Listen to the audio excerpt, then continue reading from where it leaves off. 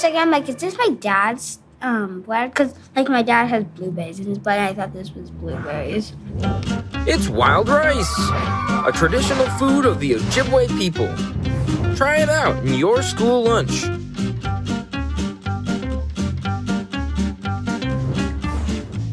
Let's feel some wild rice. What the? It feels like there's a lot in there. Feels like sprinkles. Or like sunflower seeds. Feels like rice. Wild rice. It feels like sand, like the sand. Feels like rice. What is this? Wild rice. What? Seen wild rice before? No. Isn't that wild rice? How did you know?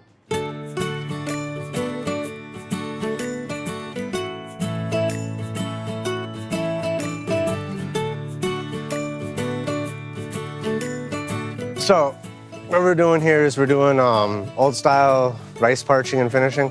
But what this is doing is it's getting the rice beards off by keeping it dry and dehydrating it.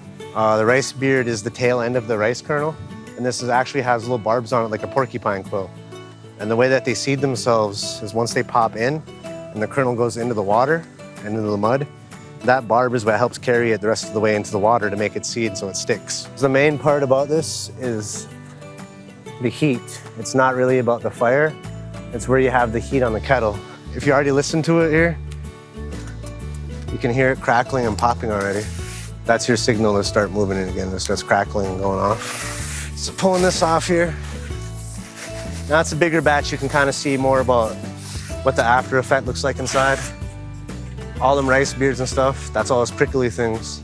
So all together, you can kind of see just by this alone how much of a process it takes for wild rice.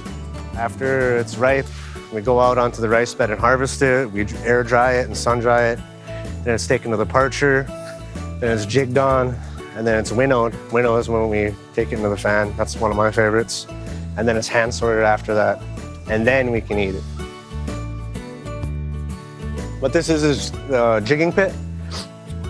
After it's parched, we bring it over here to dry. And like I was trying to display with you guys, all we kind of do is rub our feet with the moccasins on it, and it naturally rolls itself out of the kernels and husks. And the idea is you don't stomp. This is kind of the movement I'm doing inside of it. You're just kind of rubbing it and rolling it off of your feet. And then naturally standing inside of a pit, just wiggling your feet might get boring. So there's different songs and stuff for it. But oh yeah, you can kind of see it already. It looks like there's holes in it, but that's actually rice. If you look now on it, you can see there's a lot more rice than there was burrs.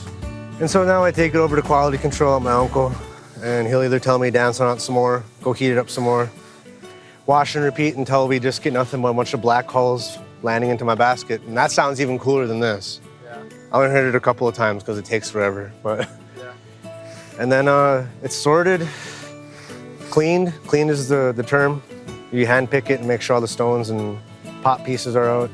Yeah, see, there's the rice. Now you boil this and eat it.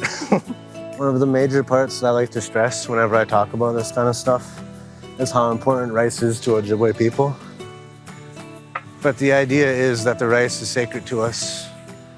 And so that's why we take care of it so much. Let's try out some wild rice bread. So this one you can grab with your hands and it's dry. Is it rice? No. Bread? Yes. It was bread. It's a special kind of bread. Almond bread? It's almost almond bread. It's actually wild rice bread. Oh, wow. It's good.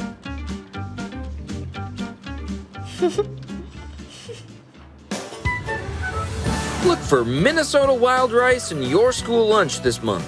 What's your favorite way to eat wild rice?